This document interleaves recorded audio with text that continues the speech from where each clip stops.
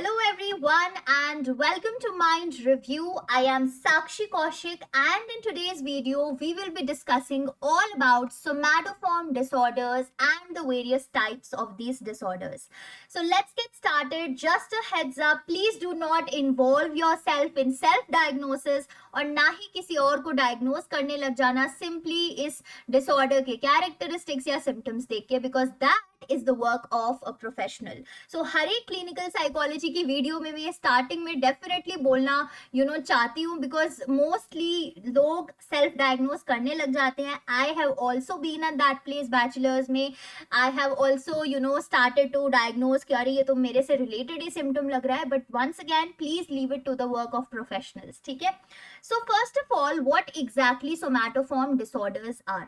Somatoform disorders को अब revised DSM में it is also termed as somatization disorders. और जो वेरियस टाइप्स है सोमैटोफॉर्म डिसऑर्डर्स के उनको भी इसी के अंदर क्लब कर दिया गया है, सोमैटाइजेशन डिसऑर्डर्स. होता क्या है इन डिसऑर्डर्स में कि इंडिविजुअल को रियलिटी में तो साइकोलॉजिकल डिफिकल्टीज होती हैं, but what is happening is the person complaints कि उसको कोई फिजिकल सिम्टम हो रहा है या मे बी किसी बॉडी पार्ट में पेन हो रहा है या फिर कोई भी पर्टिकुलर फिजिकल सिम्टम है, लेकिन उस फिजिकल सिम्टम के लिए कोई बायोलॉजिकल कॉज नहीं मिलता है. So if suppose a person goes to the hospital and says that my hand is paining a lot and I'm feeling a lot of pain in my fingers and everything, so doctors क्या करेंगे, medical doctors, they might get an x-ray done or they might get some treatments done और वो कुछ probably उनको test करवाने के लिए बोलेंगे, लेकिन उन टेस्ट में कुछ निकल के नहीं आता. Everything seems to be okay according to those test.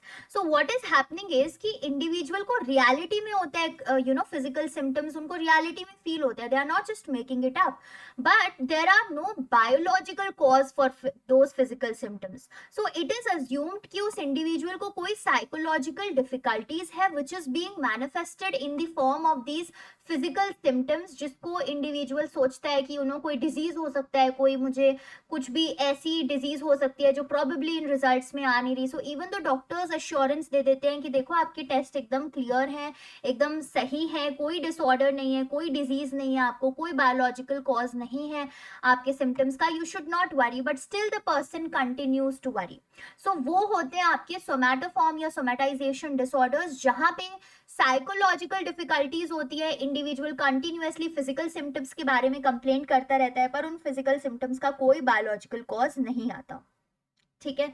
So there are multiple and continuous chronic bodily complaints. Chronic मतलब क्रॉनिक होता है ना, जैसे हम बोलते हैं कोई भी डिजीज क्रॉनिक है यानी कि it is a long term disease, and acute disease मतलब वो थोड़े समय के लिए, शॉर्ट टर्म के लिए.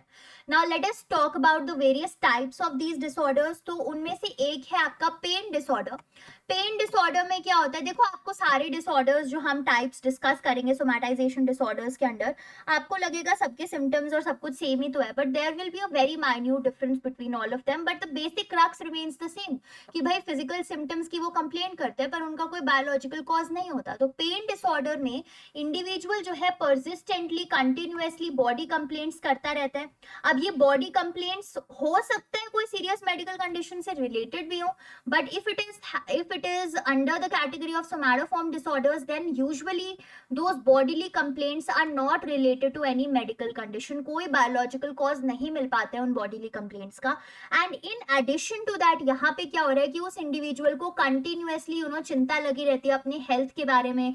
They are always very very super conscious about their health. They always want to take care of their health, their bodies. और वो हर बारी बहुत frequently डॉक्टर के चक्कर लगाते रहते हैं, अपने बार बार फुल बॉडी चेकअप्स कराते रहते हैं ये देखने के लिए कि कहीं कोई डिसऑर्डर अनडायग्नोस्ड ना चला जाए. Then the second type of somatoform disorder that we can have is hypochondriasis. Hypochondriasis में क्या होता है कि एक परसिस्टेंट बिलीफ रहता है इंसान के मन में कि उनको तो बहुत ही सीरियस इलनेस है, ठीक है, और सीरियस इलनेस है, लेकिन कहीं ना कहीं जो भी डॉक्टर्स टेस्ट कर रहे हैं उसमें प्रोबेबली वो सीरियस इलनेस डायग्नोज नहीं कर पा रहे डॉक्टर सही से, so therefore they are constantly very anxious about their health. तो हमेशा उन्हें लगा रहता है कि कोई बहुत बड़ी बीमारी है मुझे और जिसकी मुझे ट्रीटमेंट नहीं मिल पा रही है, क्योंकि कोई भी डॉक्टर जो है ढंग से मेरा ट्रीटमेंट, मेरा टेस्ट नहीं कर रहे, मेरा डायग्नोसिस नहीं कर पा रहे हैं। So they are continuously anxious about their health, ठीक है। इवन दो डॉक्टर्स अश्योरेंस दे देते हैं, पूरा मेडिकल स्टाफ अश्योरेंस दे देता है कि देखो हमने इतने सारे डिफरेंट वैरायटी ऑफ मशीन से आपका टेस्ट कर दिया है, everything is very clear, no serious illness is there, but still उनका ये बिलीफ जो है वो पक्का जमा रहता है, परसिस्टेंट रहता है। So they are overly concerned about any undiagnosed disease और negative diagnostic result. Negative diagnostic result मतलब कि क्या पता जो डायग्नोसिस का रिजल्ट आया है वो रिजल्ट ही गलत आ गया। सो हमेशा उनको उन चीजों पे डाउट लगा रहता है हाइपोकॉन्ड्रियासिस में। And the third possibility of somatization disorder can be conversion disorders. Conversion disorder में क्या होता है? There is a reported loss of part or all of some basic bodily functions. तो इसका क्या मतलब हुआ कि उनको पैरालिसिस जैसा फील होने लग जाता है। So there is मतलब ऐसा नहीं है कि कोई बॉडी का पार्ट का ही लॉस हो गया हो, बट द फंक्शन, ठीक है, just focus on the term, we are to focusing on the term function. So the person reports की या तो उनके सारे के सारे बेसिक बॉडीली फंक्शंस का लॉस हो चुका है, पैरालिसिस हो चुका है, या कुछ जो बेसिक बॉडी फंक्शंस होते हैं उनका पैरालिसिस हो रहा है। सो उनको पैरालिटिक फील होता है, they feel as if they have lost control over their bodily functions, and वो जेन्युइनली फील होता है। Once again they are not making it up, ना ही वो सामने वाले को बुद्धू बनाने की कोशिश कर रहे हैं इस चीज को, they genuinely are not able to use that bodily part and they genuinely feel paralytic at that time, ठीक है। तो उसमें उसको हम बोलते हैं conversion disorder. So again it is related to that thing only कि उस पैरालिसिस का कोई बायोलॉजिकल कॉज नहीं निकल के आता, ना ही रिपोर्ट्स में कोई चीज निकल के आती है मेडिकली, बट स्टिल वो इंसान उस चीज को फील कर रहा होता है। एंड जनरली जो देखा गया है कि कन्वर्जन डिसऑर्डर जो है वो after a prolong stressful life event पाए जाते हैं।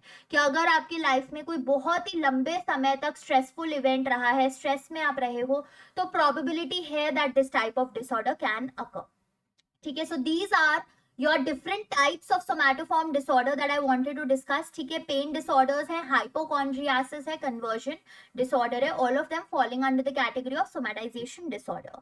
So that is it for today's video, a short and a sweet video, ठीक है। sweet तो आप ही लोग बताएंगे ठीक ही नहीं, all right, but thank you so much guys for investing your time, giving so much of love to Mind Review. I'm really grateful for all of you, पूरी की पूरी जो हमारी इतनी strong community बनी है एक दूसरे की, आप लोग कमेंट सेक्शन के थ्रू भी मदद करते रहता है, keep on seeing and reading those comments. I am genuinely so happy कि हम साइकोलॉजी एंथुजियास्ट की एक कम्युनिटी बना पाए हैं, even though it's through social media, but still हम लोग कभी ना कभी इस वर्चुअल को फिजिकल मोड में भी लेके आएंगे। We'll try and plan a meetup someday if you all agree with it and we'll see to it, ठीक है। चलो वो बातें बात की रही, but still now study well and let's create a revolution in this field और अपने एग्जाम्स एस करते हैं आप भी और मैं भी।